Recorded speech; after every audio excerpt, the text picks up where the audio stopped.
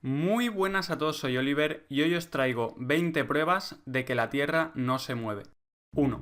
Según la teoría heliocéntrica, la Tierra gira sobre su eje a 1600 km por hora, a la vez que orbita alrededor del Sol a 107.000 km por hora. A su vez, el Sol y el resto del sistema solar en teoría orbitan a 792.000 km por hora alrededor de la Vía Láctea, la cual se mueve alrededor de un sistema de millones de galaxias a 965.000 km por hora. Además, este sistema de millones de galaxias se mueve a 2.160.000 km por hora por el universo. Sin embargo, nadie ha sentido, oído o visto jamás ninguno de estos movimientos. La típica respuesta a la falta de observación de todos estos supuestos movimientos es que no los notamos, igual que no notamos los movimientos cuando viajamos dentro de un coche o de un avión. Sin embargo, esta comparación no sirve, ya que el coche y el avión son sistemas cerrados con puertas, ventanas y techo. Si quitamos todos estos elementos del vehículo en cuestión, no solo vamos a notar el movimiento, sino que muy probablemente salgamos volando. 2. Para intentar detectar el movimiento de la Tierra, se han realizado varios experimentos a lo largo de la historia. Uno de los más famosos es el de Michelson y Morley, realizado por el Premio Nobel de Física Albert Abraham Michelson y Edward Morley. La luz es una radiación electromagnética que se propaga en forma de ondas y necesita un medio para propagarse. Este medio es lo que se conoce como éter, un medio invisible que cubre todo espacio conocido. Este experimento de Michelson y Morley pretendía medir la velocidad de la luz dentro del éter en relación a la velocidad de rotación de la Tierra. Mediante una combinación de espejos se enviaron simultáneamente dos rayos de luz procedentes de la misma fuente en direcciones perpendiculares y recorriendo la misma distancia. Estos rayos de luz se recogían en un punto en común, donde se detectaba cualquier diferencia en la velocidad de los diferentes rayos. El experimento no detectó ninguna diferencia en la velocidad de estos rayos de luz, lo que significaba que la Tierra no se movía en absoluto. 3. El resultado del experimento de Michelson y Morley presentaba un problema tan grave para la teoría heliocéntrica que justo después apareció casualmente Einstein con su teoría de la relatividad, en la cual convenientemente descartaba la existencia del éter. Einstein explicó de la siguiente manera su teoría de la relatividad en la Universidad de Princeton. Lo que queremos decir por la relatividad es perfectamente evidente para todos.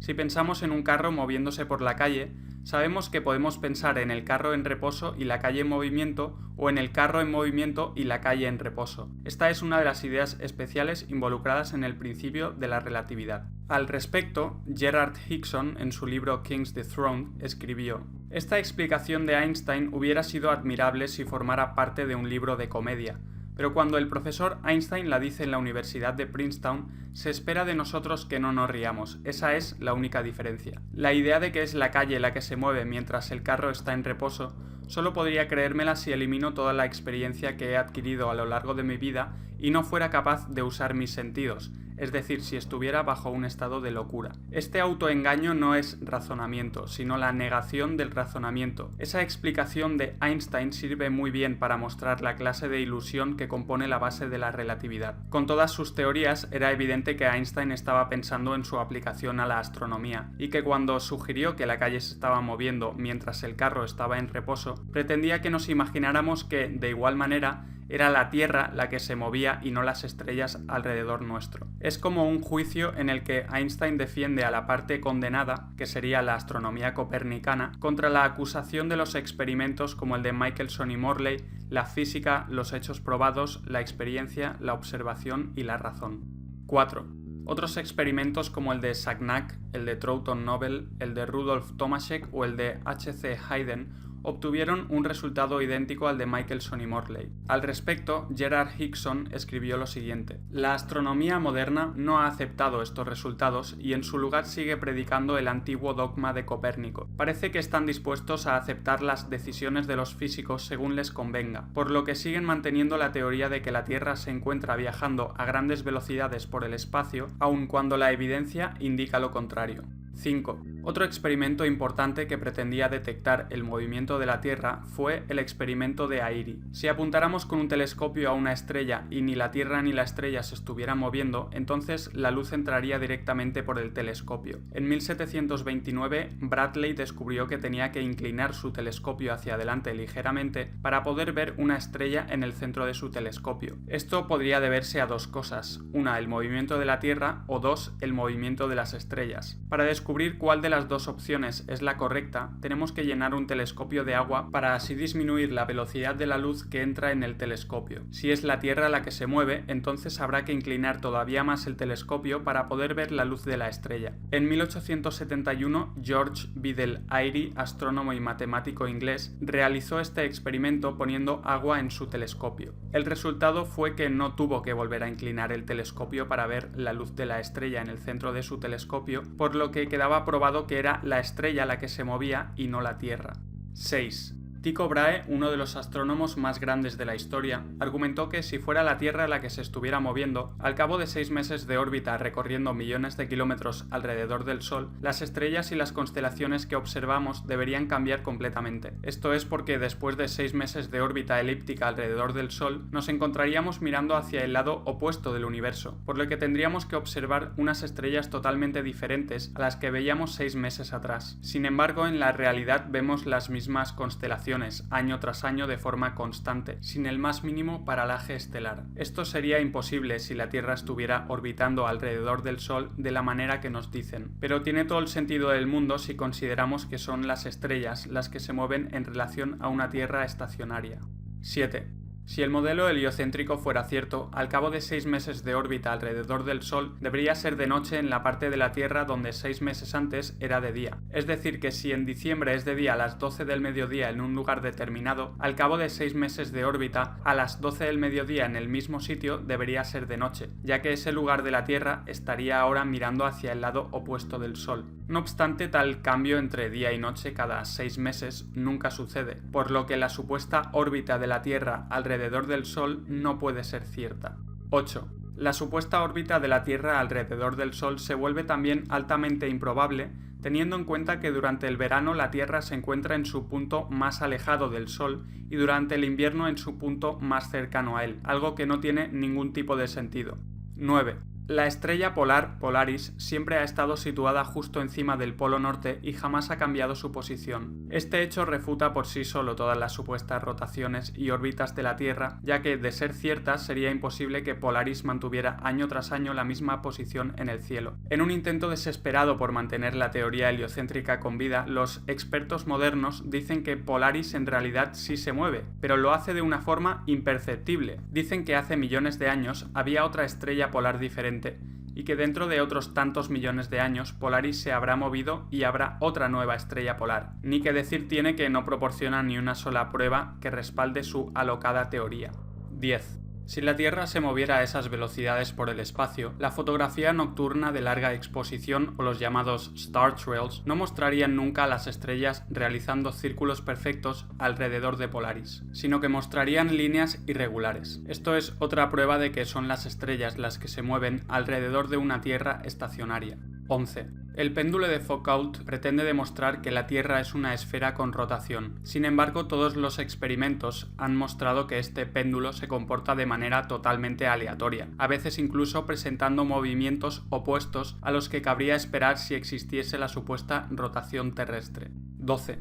El supuesto efecto Coriolis hace que si disparamos un proyectil en una dirección, el proyectil se desvíe hacia un lado a causa de la rotación de la Tierra. No obstante, los tiradores nunca tienen en cuenta este supuesto efecto a la hora de disparar y aún así aciertan a sus blancos sin problemas. Sean McCrary, instructor del sistema de misiles Sea Sparrow de la Marina de los Estados Unidos, ha revelado en varias entrevistas que el efecto Coriolis provocado por la supuesta rotación de la Tierra no es tenido en cuenta en el uso de los misiles Sparrow. Esto prueba que el efecto Coriolis asociado a la supuesta rotación de la Tierra es inexistente, ya que, si existiera tal efecto y no se tuviera en cuenta, estos misiles o cualquier otro proyectil jamás alcanzarían su objetivo. 13. Se dice que este efecto Coriolis es el que hace que en el hemisferio norte el agua en los lavamanos y retretes gire en una dirección mientras que en el hemisferio sur gire en la dirección opuesta. No obstante, en realidad el agua gira en las dos direcciones tanto en el hemisferio norte como en el hemisferio sur. La dirección de rotación del agua depende únicamente de la forma del retrete o lavamanos y del ángulo de entrada del agua, no del supuesto efecto Coriolis.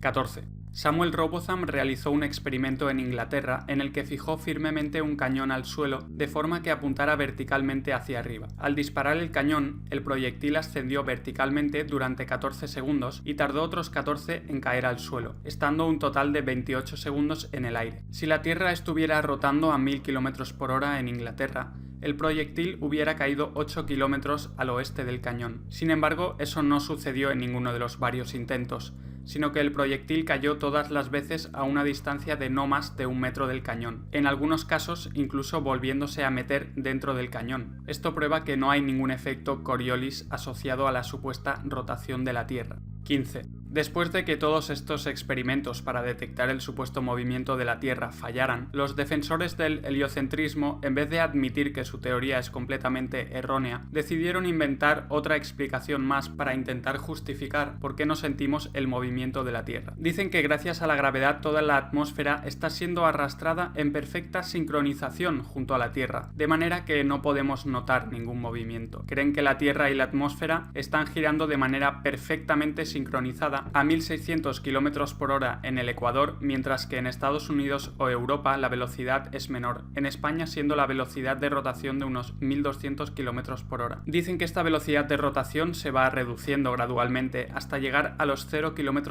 en los polos. Esto quiere decir que la gravedad, en teoría, hace que la atmósfera se adapte mágicamente a la rotación de la Tierra, yendo desde los 1600 km/h en el Ecuador a los 0 km/h en los polos. Como era de esperar, no obstante, no aportan ni una sola prueba para demostrar la existencia de este fantasioso fenómeno. Si fuera cierto que la atmósfera estuviera rotando junto a la Tierra, una bala de cañón disparada en la dirección de la rotación terrestre debería caer bastante más lejos que una bala disparada en la dirección contraria a la rotación. No obstante, en la realidad la bala recorrerá la misma distancia independientemente de la dirección en que se dispare. William Carpenter, en su libro 100 Proofs the Earth is not a Globe, escribió: "Es evidente que si se dispara un proyectil desde un cuerpo en movimiento en la dirección opuesta a este movimiento, recorrerá menos distancia que si se dispara el proyectil en la dirección en la que el cuerpo se está moviendo. Si la Tierra se estuviera moviendo a razón de 19 millas por segundo de oeste a este, la diferencia sería muy notoria si el proyectil se disparara en la dirección opuesta. Pero como en la realidad no hay la más mínima diferencia, sea cual sea la dirección en la que se dispare el proyectil,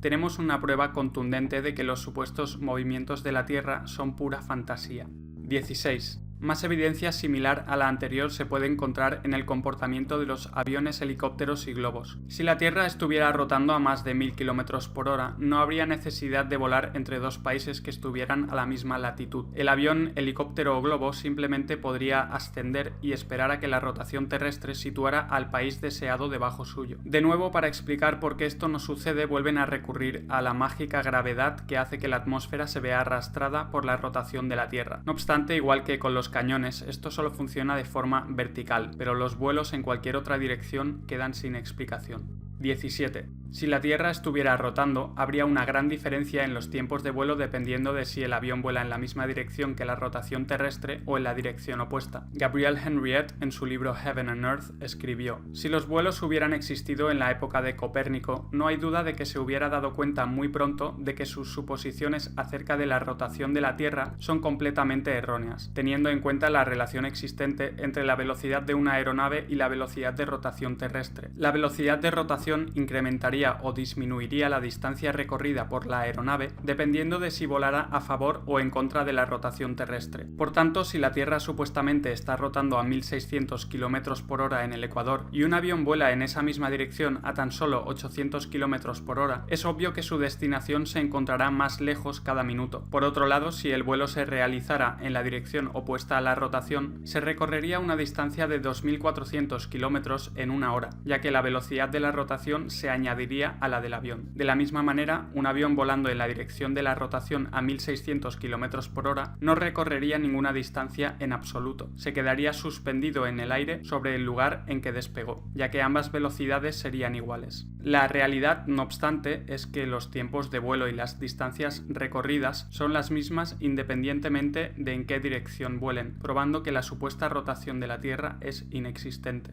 18. Si la atmósfera terrestre estuviera rotando, eso quiere decir que a medida que se sube en altura, la atmósfera tendrá que rotar más y más deprisa con tal de mantener exactamente la misma velocidad de rotación que la superficie terrestre, por lo que necesariamente tiene que existir un punto en el que se pasa repentinamente de la capa más alta y más veloz de la atmósfera al vacío inamovible del espacio exterior. Hasta ahora ninguna agencia espacial o astronauta ha hablado nunca de la existencia de este necesario punto divisorio entre la atmósfera y el espacio exterior, y tampoco ninguna cámara adjuntada a los cohetes que supuestamente salen al espacio exterior ha mostrado jamás el momento en el que se sale de la atmósfera y se entra en el vacío espacial. La ausencia y omisión de este fenómeno pone seriamente en duda la existencia tanto del espacio exterior como de la propia rotación terrestre atmosférica. 19. La imposibilidad de la rotación atmosférica y terrestre también puede ser probada observando el comportamiento de las nubes. A menudo se ven varias capas de nubes moviéndose en diferentes direcciones y a distintas velocidades entre sí, además de nubes viajando en la dirección opuesta a la supuesta rotación terrestre. 20. Francis Bacon, padre del empirismo filosófico y científico moderno que precisó las reglas del método científico, dijo: «Investiguemos el movimiento de rotación, tan promovido por astrónomos actuales, el cual los antiguos astrónomos atribuían al cielo, pero Copérnico y sus seguidores a la Tierra. Preguntémonos si podemos encontrar este movimiento en el mundo real, o si no es más que una teoría fabricada para dar una explicación alternativa a la realidad. Usando la razón veremos que lo que enseñan los astrónomos modernos y los colegios es pura ficción, y que su preferencia es atentar contra la razón y decantarse por lo oscuro». Tycho Brahe, considerado uno de los astrónomos más grandes de la historia, dijo: «La pesada masa de la Tierra, tan poco apropiada para moverse en todos los aspectos, no podría ser de la manera que proponen ni moverse como los demás cuerpos celestiales. Incluso si pudieran dejar de lado el claro testimonio de las Sagradas Escrituras, estarían yendo en contra de las leyes de la física». David Wardlaw Scott, en su libro Terra Firma, escribió: «El modelo del universo que enseñan los astrónomos modernos se basa puramente en una teoría para la que no pueden proporcionar ni una sola prueba. Se han visto envueltos en una conspiración de silencio, declinando cualquier objeción que se pueda hacer a su teoría. ¿Qué derecho tienen los astrónomos modernos de presentar estas teorías como hechos cuando los propios autores de estas teorías las presentaron solamente como posibilidades? ¿Qué contrarias son todas estas rotaciones y órbitas a lo que dicen las Sagradas Escrituras, que la Tierra jamás podrá moverse? Salmos 104:5. ¿Qué confianza podemos tener en aquellos que deliberadamente niegan la evidencia directa que les proporcionan sus propios sentidos al hablar de aparentes rotaciones de la Tierra para las que no pueden proporcionar ningún tipo de prueba? Lady Blunt, en su libro The Romance of Science, escribió: «Esperan que creamos que la Tierra y los océanos juntos forman un globo volador, pero no pueden producir ni una sola prueba o evidencia para esta disparatada idea». A pesar de que la teoría de la Tierra esférica giratoria fuera propuesta inicialmente por sus fundadores como una mera suposición, ahora es presentada como una verdad incuestionable. El doctor Robert Woodhouse, catedrático de astronomía en la Universidad de Cambridge, escribió lo siguiente en el Earth Review: «Los defensores de la Tierra estacionaria posicionada en el centro del universo pueden explicar los fenómenos celestiales con la misma exactitud que nosotros, y adicionalmente tienen la evidencia que les brinda sus propios sentidos, las pruebas y las Sagradas Escrituras, cosa que nosotros no tenemos. No es sorprendente, por tanto, que mantengan la superioridad de su modelo. Por muy perfecta que parezca nuestra teoría, y por muy satisfactoria que parezca la hipótesis newtoniana a la hora de explicar los fenómenos celestiales, no nos queda más remedio que admitir que si nuestras premisas y pruebas fueran cuestionadas, la astronomía moderna no podría ofrecer ni una sola prueba de su validez». Marshall Hall, en su libro A Small Young Universe After All, escribió: «En realidad, el Sol, la Luna y las estrellas están haciendo precisamente lo que todo el mundo a lo largo de la historia las ha visto hacer. No creemos en lo que vemos con nuestros propios ojos, porque nos han enseñado un falso sistema que requiere que creamos aquello que nunca ha sido confirmado mediante la observación y la experimentación». Si eres nuevo al canal, suscríbete, ya que seguiré haciendo vídeos hablando sobre estos temas y revelando la verdad que nos han ocultado durante tanto tiempo. Como siempre, muchas gracias a todos por estar ahí y hasta el próximo vídeo.